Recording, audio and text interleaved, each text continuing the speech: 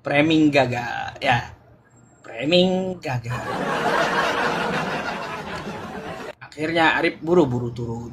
Kan gitu. Dirimu yang menyesatkan. Jadi saya agak bingung juga. Anda pergi ke sana pun cium batu itu, apakah karena memang sudah ada perintah bahwa mencium batu Hajar Aswad itu bisa menghapus dosa? Kok kasih tahu dulu kamu, nggak ada kewajiban cium batu masalahnya. Macam mana?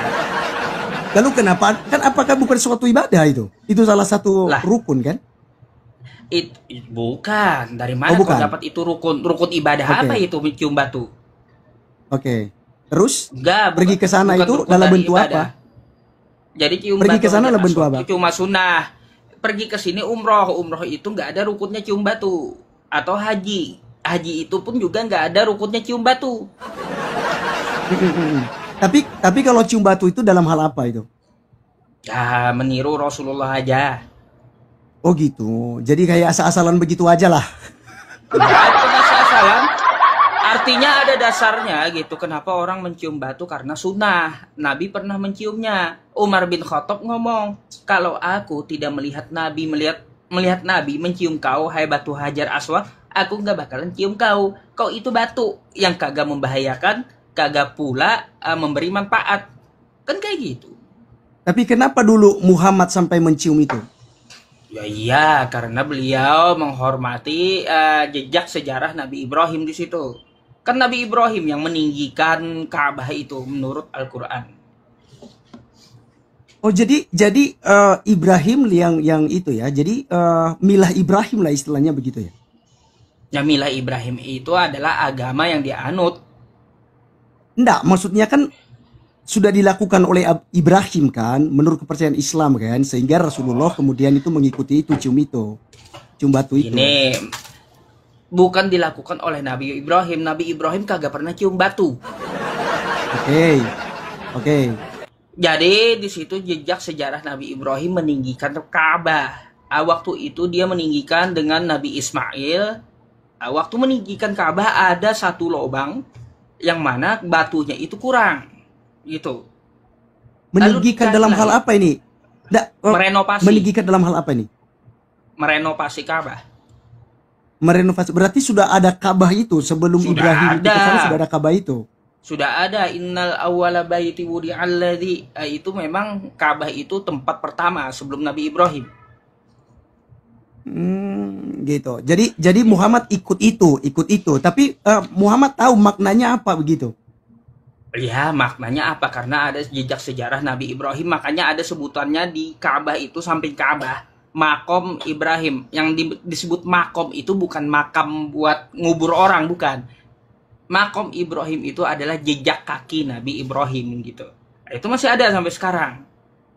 Nah, buktinya ada gitu. Jadi batu Hajar Aswad itu karena kurang, Ka'bah tadi ditinggikan, direnovasi itu kurang batunya, dicarilah batu keliling, ditemukan Nabi Ismail. Ketemunya pun di atas Ka'bah. Ngapain dia? Ngapain di atas Ka'bah? Iya, ternyata Ka'bah ini meninggalkan satu batu di atasnya. Batu itulah yang dibawa oleh Nabi Ismail turun, lalu dipasang. Itulah namanya batu Hajar Aswad. Setelah diteliti, batunya nggak ada di muka bumi ini jenisnya. Jadi diyakini itu batu dari sorga begitu ya? Itu kan memang sudah ada penelitiannya, nggak ada jenisnya batu kayak Hajar Aswad di muka bumi itu. Berarti dari planet lain gitu ya? Nah kan wallahu a'lam. Yang jelas kan batu Hajar Aswad itu dulu putih kami yakini, karena dosa anak Adam yang menciumnya maka dia menjadi menghitam. Berarti anak Adam yang dimaksud yang cium itu bagaimana itu sampai dia bisa hitam begitu ya? Jadi berarti dia hitamnya dia isap dosa begitu ya? Karena kan diyakini dalam sebuah hadis ya, di seberapa itu yang kalau mencium batu Hajar Aswad dan batu Yamani Yamani ya, kemudian Yamani, dosa dihapus habis-habisnya. Bukan batunya yang menghapus dosa. Tapi apa? Karena mengikuti sunnah nabinya. Karena sunnah nabi kita ikuti, maka Allah mengampuni kita. Makanya ada di dalam Quran surah Ali Imran ayat 31. Qul in kuntum tuhibbunallaha fattabi'uni yuhibbukumullah. Katakanlah, apabila kamu mencintai Allah, maka ikutilah jalanku. Itu kata Nabi. Kayak gitu. Jadi karena kita mengikuti jalan Nabi, mengikuti sunnahnya, Allah mengampuni kita. Karena sunnah Nabi tadi, ya Hajar Aswad sebagai saksi, maka Allah menghapus dosa. Karena mengikuti sunnah Nabi. Selain Hajar Aswad ada juga penghapus dosa itu. Wudu pun penghapus dosa. Setiap air yang gugur dari air wudu, maka menggugurkan dosa. Menghapus dosa juga wudu itu. Tapi apakah air itu yang hapus dosa? Kan kagak. Gitu dalam Islamku. Iya. Itu kepercayaannya umat Islam lah. Saya ini kan ya lakum dinukum waliyadiyah kan. Yesus saja. Kapan firman itu jadi manusia? Tanggal berapa? Tahun berapa? Ya tentu kan sebelum abad pertama. Ya kan kelahiran Yesus kan kita tahu bahwa itu di abad pertama ya kan. Jadi sebelum segala sesuatunya juga pun sudah dirancang oleh Allah Tritunggal sebelumnya, Ustaz. Gitu. Jadi jangan heran. Nah, ini kembali ke tema ya. Jangan heran ketika kemudian Edis mengatakan bahwa Yesus bertuhan. Ya, artinya menghambakan diri kepada Sang Bapa. Ya, berarti jadi gini. Setuju. Oh, berarti belum lihat YouTube saya. Saya kan ada komen Edis. Saya ada komen. Bentar, jadi, aku ambil HP. Okay. Siap. Harus memang siapkan. Kalau bicara dengan saya harus itu. Tapi izin ya, saya nggak terlalu lama nanti nih karena ada kegiatan, ada perayaan ini kan udah bulan Desember nih, ya kan? Iya kan, kau kegiatannya menyesatkan manusia doang. Bagaimana? Aku mau tanya sesuatu karena Edis mengiyakan. Aku sampai sekarang pun juga bingung dengan Kristen ini. Perjanjian lama kan masih dipakai nggak dulu? Hah? Perjanjian lama masih dipakai nggak? Iya masih dong. Kan itu kan perjanjian baru itu tidak bisa terlepas. Begini loh. Jadi enggak, yang kutanya perjanjian lama. Gimana? Yang kutanya perjanjian lama masih dipakai Kristen nggak? Ya tentu dipakai lah. Kenapa dipakai? Karena memang itu perjanjian baru itu ada berdasarkan nubuatan perjanjian lama. Baik. Jadi nggak bisa dipisahkan. Enggak banyak-banyak. Sekarang aku gini, nanya ke kamu, ya. Coba boleh. Kamu buka Kejadian 19:32 sampai seterusnya. Kejadian 19 ya. Nomor 32. Karena kesimpulannya aku diskusi dengan Edis pun, kemarin Edis mengiyakan juga. Oh gitu. Makanya aku bingung, semua Kristen yang naik ke tempatku kutanya, nggak ada jawabannya tentang Kejadian 19 nomor 32 itu. Oke. Ya, jadi bagaimana tentang Lot kan?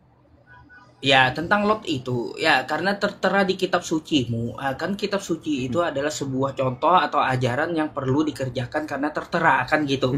Nah gini, Rep, yang kutanyakan samamu, kenapa di situ boleh anak perempuan meniduri ayah kandungnya? Ya, apakah di Kristen diperbolehkan? Ya, diperbolehkan. Ya, seorang anak perempuan ya agar menyambung keturunan, maka tidurilah ayah kandungnya. Nanti kalau anak perempuannya melahirkan anak, ini bapaknya dikio apa? Ayah kakek gitu. Kan bingung nasabnya. Kayak itu kan ada satu mob itu, bukan mob juga ya, cerita lucu begitu ya. Kenapa dia bisa jadi stres begitu ya? Gitu ya, karena katanya itu ayahnya menikahi itu sehingga dia harus panggil ibu sama cucunya ya kan gitu. Oke, ada mobnya itu, ada mobnya. Jadi gini, saya jawab ya. Saya boleh jawab ya? Aku mau dengar jawabannya. Iya, silakan. Baik, siap. Jadi begini Bro. Ketika Kejadian 19, kalau kita melihat sebelumnya itu kan telah terjadi namanya pemusnahan di Sodom dan Gomora. Karena akibat mereka tidak dapat lagi membedakan tangan kiri tangan kanan. Bukan berarti mereka ini tangan kanan ini tangan kiri, mereka nggak tahu, bukan itu maksudnya. Tapi maksudnya adalah karena mereka tidak tahu lagi hal yang benar yang tidak benar, sehingga mereka melakukan, makanya dikatakan Sodom dan Gomora. Terjadi yang namanya penyelewengan seksual di sana. Ya, jadi akhirnya Tuhan itu menunggang-balikan Sodom dan Gomora itu, sehingga yang hidup kan hanya Lot dan istrinya dan kedua anaknya. Istrinya pun berhasil kabur, tetapi di tengah jalan pun jadi tiang garam. Nah, ketika kasus ini, ya, kalau Anda tanya apakah ini diperbolehkan dalam Kristen, tentu tidak. Ini suatu kesalahan yang dilakukan. Tapi kenapa ada di kitab suci? Ya, bukan hanya ini, banyak misalnya kejatuhan Raja Daud, ya kan, bahkan Raja Salomo. Itu semua dimuat di kitab suci, bukan dalam arti untuk diikuti, tapi itu sebuah pembelajaran bahwa hal itu efeknya apa, sebab akibatnya apa, sehingga kita bisa pelajari kitab suci. Karena Alkitab dari Perjanjian Lama, kisah-kisah Nabi, itu adalah sebuah kitab yang jujur apa adanya. Jujur apa adanya tanpa menyembunyikan sesuatu, Ustadz. Seperti itu. Jadi, sebentar. Kesimpulannya, hal ini tidak diperbolehkan di dalam kekristenan. Tapi kondisi pada waktu itu, kekurangan iman dari kedua anaknya Lot inilah. Sehingga mereka berbuat, ya bisa dikatakan ya maksiat ya. Mereka lakukan hal yang tidak benar di mata Tuhan. Seperti itu. Oke, silakan. Pertama gini, ya yang kutanggapi dari penjelasan kamu, ya itu kata kamu diletakkan di dalam kitab suci, ya di dalam kitab suci dalam Kristen, tapi itu adalah sebuah pembelajaran. Itu kan bukan sebuah pembelajaran lagi, tapi udah terlaksana di zaman Lot, kan kayak gitu. Apakah hukum Kristen membenarkan bahwa seorang anak, ya anak perempuan meniduri ayah kandungnya? Kata kamu nggak boleh. Kalau nggak boleh, mana tunjukkan samaku larangannya.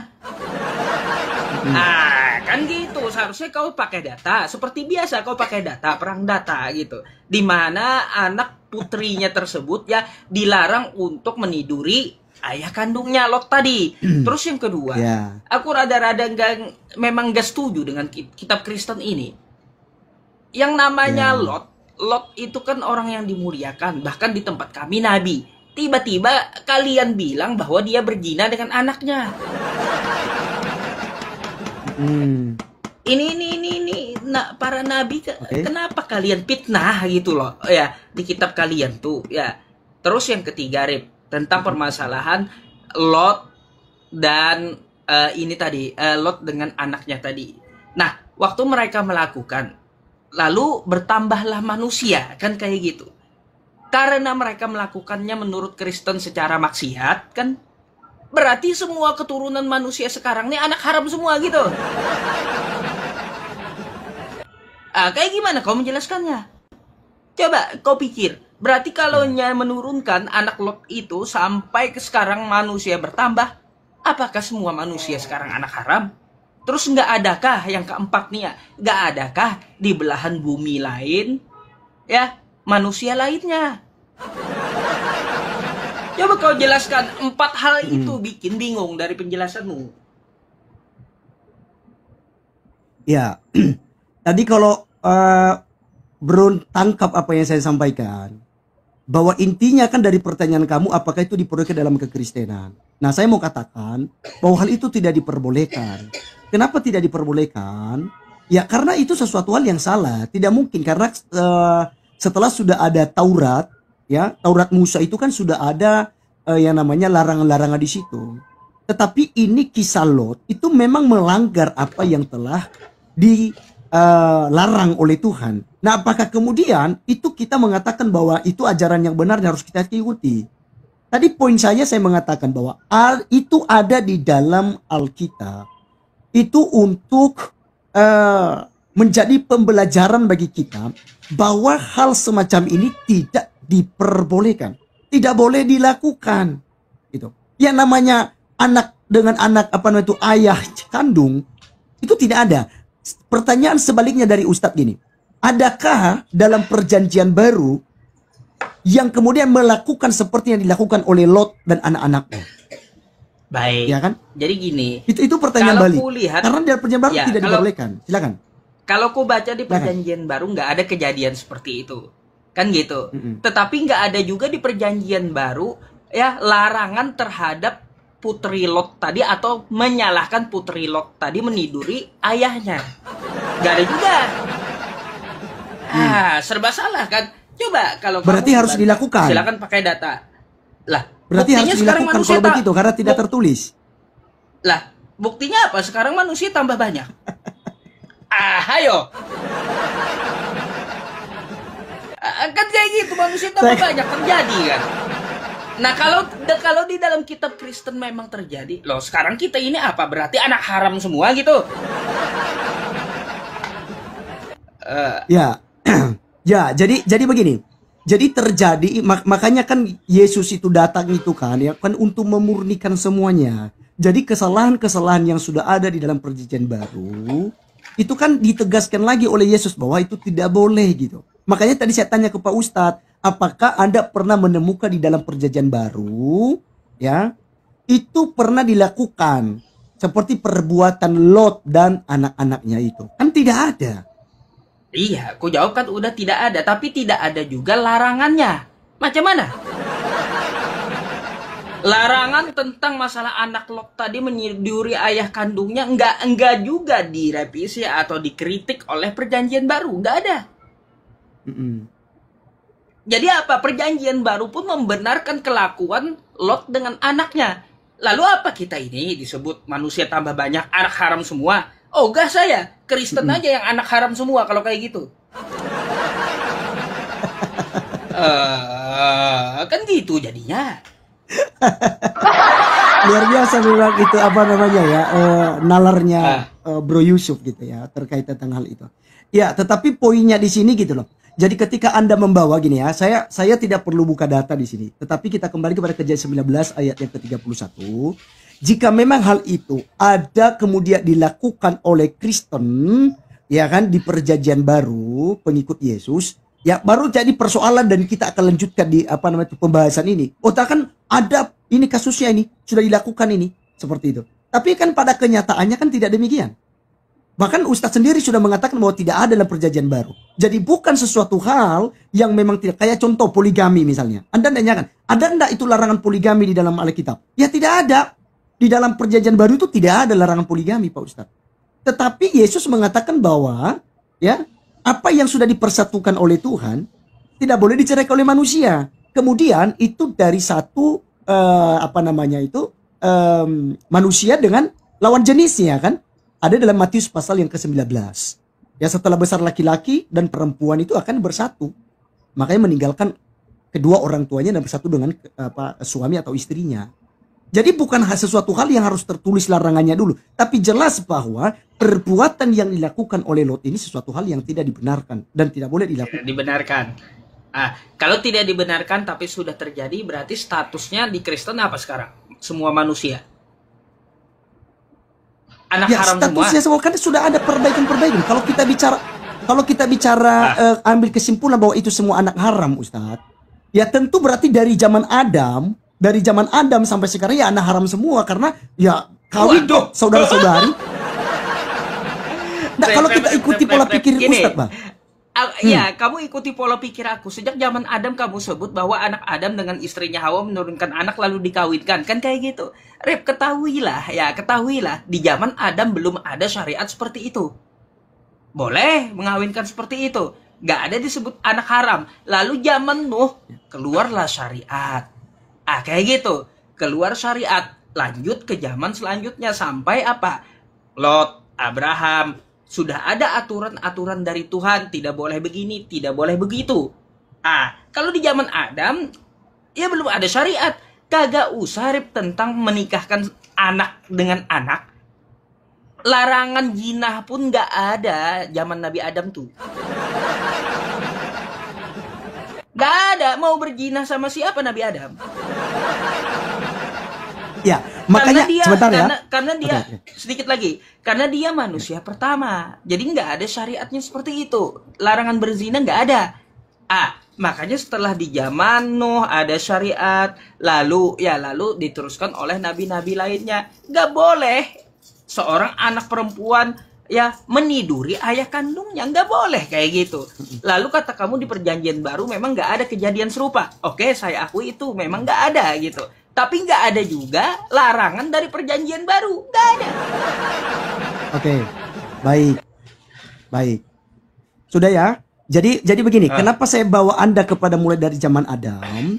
Ya artinya di sana pun kalau kita pakai pola pikir Ustadz tadi, bahwa berarti anak Aram semua ini, berarti dari Adam sampai ke Musa itu sebelum turun hukum Taurat berarti bisa dikatakan sebagai anak haram kalau pakai pola pikir Ustadz. Tapi di dalam hukum Taurat ketika Musa sudah ada, di situ kan dibuat larangan-larangan itu. Nah, ketika Lot dan anak-anaknya karena kurangnya iman, kurangnya pemahaman, mereka berpikir sudah tidak bisa lagi menyambung keturunan sehingga melakukan hal itu. Ya, mereka beri minum anggur kepada ayahnya, ya kan? Nah, itu apakah dibenarkan dalam hukum Taurat? Pertanyaan saya, apakah itu dibenarkan dalam hukum Taurat? Tentu tidak. Makanya saya katakan tadi suatu hal yang salah. Karena dalam hukum Taurat sendiri itu telah... Pertanyaannya, nggak ada manusia di belahan bumi yang lain. Hanya ada di Sodom dan Gomora gitu manusia tuh. Nah, ini kan pola pikir anak-anak Lot. Karena mereka hanya tinggal di itu kan. Sebenarnya kalau kita lihat kan ada keturunan Abraham kok. Karena ketika pembagian wilayah kan Abraham pergi ke sebelah mana, Lot pergi ke sebelah mana, ya. Dalam Alkitab menjelaskan hal itu. Jadi kan artinya bahwa dari Abraham itu pasti ada manusia-manusia yang lain. Tapi kepikiran daripada anak-anak Lot, ya. Bentar. Oke, silakan. Bentar ya, ada yang diambil. Aku ambil obat keluar sebentar ya. Bentar. Oke, silakan. Ya. Oke, saya bernarasi ya. Oke, ya. Jadi jangan panas teman-teman. Saya jangan panas ya. Kalau nanti untuk tunjukkan data, kita tunjukkan data tentang larangan-larangan itu ada ya. Ya, jadi itu kalau kita pakai pola pikir itu tentu tidak bisa kita ikuti gitu loh. Karena itu perbuatan yang tidak baik ya. Makanya dituliskan sebagai pelajaran. Jadi akibatnya ya ketika dilakukan hal itu. Ya, itu ada. Kalau kayak gitu, nah, sekarang gini Pak Ustaz. Kalau kayak gitu sedikit aku kritik. Nggak, sebentar, kamu. Anda kan minta data. Bentar, sebelum ya, datanya kamu tambahkan. Okay. Kalau seperti itu, setidaknya kamu menampilkan data, itu adalah perbuatan maksiat yang tidak dibenarkan dalam Kristen. Coba tunjukkan dalil larangannya. Karena sebuah maksiat yang tidak diperbolehkan dilakukan, berarti ada larangannya dalam agama. Tuh. Coba, silakan tunjukkan sama aku. Oke. Saya balik kamera dulu ya. Ya. Pertama-tama dulu kita misalnya lihat di dalam ulangan ya Ustaz. Ulangan 22 ayat 30. Bentar ya. Ternyata belum tampil ini. Ini agak kaku ini untuk kamera ini semua kalau udah lama tidak ini kan. Aku udah bisa lihat ya. Oke. Seorang laki-laki janganlah mengambil istri ayahnya dan jangan menyingkapkan punca kain ayahnya, ya kan? Nah, ini berkaitan ya dengan sebuah larangan. Makanya Rasul Paulus juga pun dalam Perjanjian Baru dalam suratnya kepada Korintus, ya jemaat Korintus, dosa dalam jemaat itu dilarang. Memang orang mendengar bahwa ada percabulan di antara kamu dan percabulan yang begitu rupa seperti yang tidak terdapat sekalipun di antara bangsa-bangsa yang tidak mengenal Allah, yaitu bahwa ada orang yang hidup dengan istri ayahnya. Nah, ini salah satu contoh yang serupa ya dengan kasus Lot gitu. Dan itu jelas dilarang ya, dilarang di dalam Alkitab. Dalam Keluaran 20 juga di sana dikatakan jangan berzina, itu juga ada ya. Jadi perbuatan yang dilakukan oleh anak-anak daripada Lot itu sesuatu hal yang sudah dilarang dan itu tidak boleh dilakukan. Tetapi apa dikata ternyata hal itu sudah dilakukan oleh mereka dan itu dikatakan sebagai suatu pelanggaran. Ketika ayah mereka sadar kan marah. Ayah mereka marah dengan mereka. Nah, itu sesuatu hal yang memang tidak diperbolehkan. Kenapa ditulis, kembali kepada pertanyaan Anda, kenapa ditulis itu sebagai ya pelajaran bagi kita sampai pada hari ini untuk kita tidak melakukan hal yang keji semacam itu. Ya. Jadi seperti itu. Silakan. Nanti saya lihat di Keluaran pasal 20 itu jangan berzina itu ada. Kawan, alibimu kemana? Ya, yang kau tunjukkan datanya itu adalah masalah laki-laki. Ulangan 22 nomor 30 itu larangan seorang laki-laki mengambil ya mempersunting ibu kandungnya sendiri. Oke? Kan kayak gitu. Nah, yang kutanya mana larangan untuk perempuannya? Perempuan dilarang meniduri ayahnya. Di mana itu? Kalau untuk laki-laki ada, lalu perempuan mana nggak ada. Kalian membenarkan Lot itu berzina gitu. Ini ajaran macam apa gitu loh? Tidak dibenarkan bro. Jangan di-framing bahwa kekristenan membenarkan perbuatan itu. Kalau tidak dibenarkan maka carikan larangannya. Seorang anak Lot itu yang perempuan dilarang meniduri ayahnya. Kan itu yang kan sudah dikasih contoh tadi. Baru mana? Kan sudah dikasih contoh tadi kan. Ya, di dalam 1 Korintus pasal yang kelima ayat 1 sampai 5 tadi itu sudah dikasih contoh. Ya, sudah dikasih contoh bahwa itu salah satu contoh. Jadi gini, jangan cari sesuatu hal yang harus letterlet. Contoh kalau saya tanyakan misalnya di mana di dalam Al-Qur'an misalnya bahwa Nabi Muhammad itu disunat, ini harus letterlet, ini harus tulis ini bahwa dia disunat gitu. Kan tentu kan kamu nggak akan dapat. Ya, jadi teologi jadi cara berpikir di dalam cara berpikir itu tidak seprimitif itu gitu. Kita sebagai orang-orang diberikan akal oleh Tuhan kan. Kita pahami ketika sudah larangan itu. Kalau kamu minta tekstual, umat Islam itu bukan cuma merujuk ke Al-Quran, tapi juga ke hadis gitu. Perlu kamu pahami itu. Di hadis ada tekstualnya Nabi Muhammad disunat. Nah, kan kayak gitu. Sekarang untuk masalah tekstualnya di Bible setebal itu masa nggak ada larangannya. Seorang anak perempuan meniduri ayah laki-laki. Kitabnya tebel kali gitu. Tebel kali, lebih tebel dari Al-Quranku. Tapi larangan seorang anak perempuan untuk meniduri ayahnya nggak ada. Ya. Apa coba? Tapi secara logika Anda ini Ustadz, secara logika Anda sendiri, karena tidak ada larangan itu berarti boleh dilakukan? Lah, boleh kalau nggak ada larangan, Rep. Gimana? Oke, baik ya. Kan tidak ada larangan tuh. Tidak ada larangan di dalam Al-Quran nih. Ataupun di hadis untuk menikahi anak di bawah umur. Kenapa Ustadz tidak menikahi anak di bawah umur? Di Indonesia ini? Ada, Rip. Aturannya dalam fikih Islam ada itu. Di mana? Anak yang dinikahi ya itu ketika dia masa haid. Itu aturan syariat dari agama Islam. Kayak gitu. Lalu kenapa di zaman Nabi, ya di zaman Nabi-Nabi terdahulu seperti Ribka dengan Ishak atau Nabi Muhammad menikahi dengan yang lebih muda kan kayak gitu? Karena belum ada aturan dari fikih Islam tersebut. Berapa batasan umur? Belum ada. Jadi semuanya itu harus ada teratur gitu. Sesuai zamannya, makanya Islam itu al-yauma akmaltu lakum dinakum wa atmamtu alaikum ni'mati wa raditu lakumul Islam madina. Pada hari ini telah aku sempurnakan agamamu untukmu.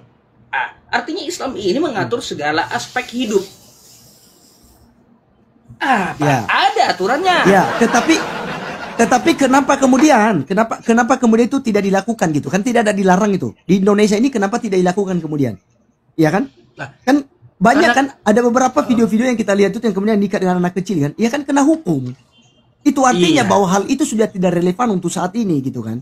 Baik. Jadi bukan berarti ketika tidak ada larangan. Jangan kau hantam semuanya. Indonesia ini nggak memakai hukum syariah. Indonesia justru ini itu memakai hukum KUHP.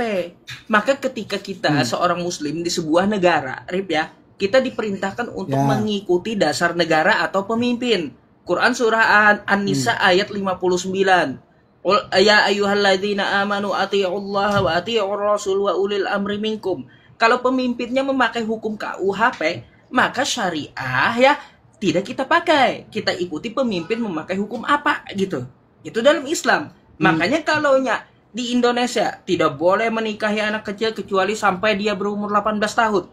Udah aturan itu yang diikuti umat Islam. Macam mana? Tapi katanya harus taat dengan Al-Qur'an.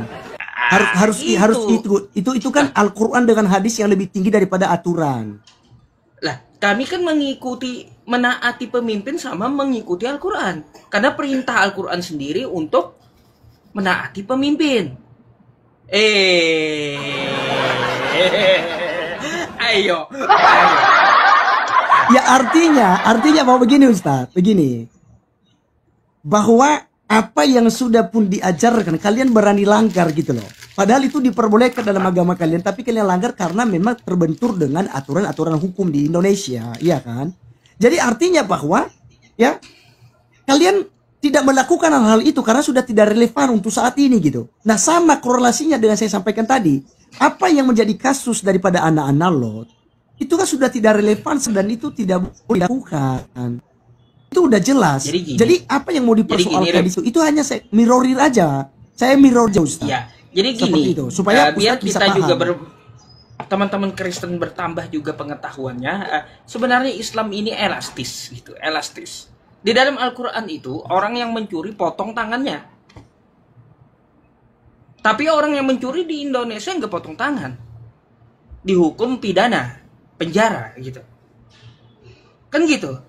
Lalu apakah kami mengingkari Al-Qur'an? Tidak. Karena hukum yang dipakai di sini KUHP, bukan syariah Islam. Kalau syariah Islam udah habis, Rip. Habis itu tangan. 1 kali mencuri potong tangan. Itu syariah Islam hukumnya. 1 kali membunuh juga hukuman mati, kisosnya gitu. Kalau di Indonesia beda hukumnya KUHP. Kalau kita potong tangan orang, salah kita di Indonesia. Makanya sesuaikan gitu. Pemimpin tuh pakai hukum apa dia. Baik.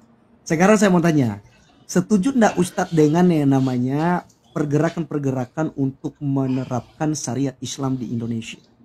Ya kan? Enggak cocok. Apa namanya itu dibilang ya? Enggak sepakat. Kenapa aku bilang aku enggak sepakat? Karena di Indonesia ini bukan Islam semuanya. Tapi yang bisa menerapkan hukum Islam, hukum syariah itu di negara itu Islam semuanya. Gitu. Kalau ada negaranya mengakui agama yang lain, nggak bisa gitu. Nggak bisa itu. Jadi apa pendapat Ustadz? Apa pendapat Ustadz dengan mujahidin yang kemudian berjuang dalam hal itu? Kerjaan mereka sia-sia. Oh gitu. Oke. Sia-sia ya. Mau kayak gimana? Jadi mereka nggak bakalan sukses itu. Karena apa? Kita mengakui 6 agama di Indonesia ini. Mau menerapkan syariah Islam, ya mimpi. Gak bisa gitu, gak bisa. Jadi apa poinnya Ustadz? Apa poinnya Ustadz ini jadi poinnya kayak gini. Untuk terus menebarkan Islam nih di Indonesia ini kan? Jadi kayak gini, Rip. Silakan. Jadi gini, contoh seperti di Arab Saudi 100% Islam, tuh ya. Bisa diterapkan syariah Islam tuh. Di Saudi Arabia tuh, Rip, di sini tempatku ini mencuri potong tangan. Makanya nggak pernah ada barang hilang di sini. Kemarin aja HP jamaah itu ketinggalan waktu muter Ka'bah, nggak ada yang nyuri, dibiarin. Kalaunya di Arab Saudi ini Islam semuanya bisa diterapkan syariah Islam. Tapi kalau di Indonesia ada Kristen, ada pula Hindu, ada pula Buddha, nggak bisa diterapkan syariat Islam itu. Karena penghuni negara ini bukan cuma Islam. Gitu, pahami seperti itu, ya. Ya. Jadi jatuh pada sebuah kesimpulan bahwa Ustadz memang tidak setuju dalam hal itu, gitu ya. Tapi kan sia-sia jadinya Ustadz, karena kan poin kalian kan, tujuan kalian ini supaya Indonesia ini kan menjadi negara Islam, ya kan, menjadi negara Islam, sehingga kan harus terus dakwah, ya kan, menyebarkan Islam kepada orang-orang Kristen, kepada orang-orang semua agama. Kamu juga salah sangka di situ. Jadi nggak ada di. Nggak, jangan dipotong dulu, Ustaz. Jangan dipotong dulu. Jadi maksud saya begini. Bahwa kalian punya keinginan supaya demikian terjadi. Tetapi jika hal itu terjadi, anggap saja hal itu terjadi, bahwa ini akan menjadi orang Kristen semua masuk Islam, berbondong-bondong semua ini. Ustadz sudi ndak itu jika diterapkan syariat Islam tadi, mencuri potong tangan, yang berzina rajam dengan batu, itu kan sebenarnya hukum Yahudi ya. Itu hukum Yahudi itu salah satu di situ. Jadi orang berzina rajam dengan batu sampai mati, ya kan? Atau dipotong lehernya atau segala macam begitu. Nah, jika hal itu dilakukan di Indonesia, itu apa pendapat Ustadz coba? Jika hal itu dilakukan di Indonesia, silakan. Satu, ya, kamu perlu tahu, tidak ada ambisi umat Islam di Indonesia itu menjadikan negara ini Islam keseluruhan, gak ada. Dia berdakwah itu untuk memperingati manusia agar menyembah Allah, agar bertauhid gitu, agar mengikuti Nabi. Gak ada ya ambisi umat Islam Indonesia ini untuk menguasai Indonesia agar jadi Islam 100%, gak ada. Jadi yang namanya dakwah itu memperingati manusia. Fadzakir, maka peringatkanlah. Innama anta mudzakir, sesungguhnya engkau hanyalah seorang pemberi peringatan. Lasta alaihim bimusaitir, tapi kamu tidak berkuasa dengan orang yang kau beri peringatan. Illa man tawalla wa kafar, apabila dia sudah diperingatkan tapi dia berpaling dan menjadi kafir, fayu'adzibuhullahul adzabal akbar. Silahkan gitu, tanggung nanti resikonya sendiri. Allah akan mengajabnya dengan ajab yang sangat besar gitu. Itu aja tujuannya. Jadi orang berdakwah itu jangan dikira mau menjadikan Islam di Indonesia 100%. Enggak. Tapi untuk menyeru manusia, memperingati manusia agar menyembah Allah. Jadi kalaunya kamu bilang ya menjadikan Indonesia 100% Islam, enggak ada ambisi kayak gitu. Enggak ada. Oke, siap.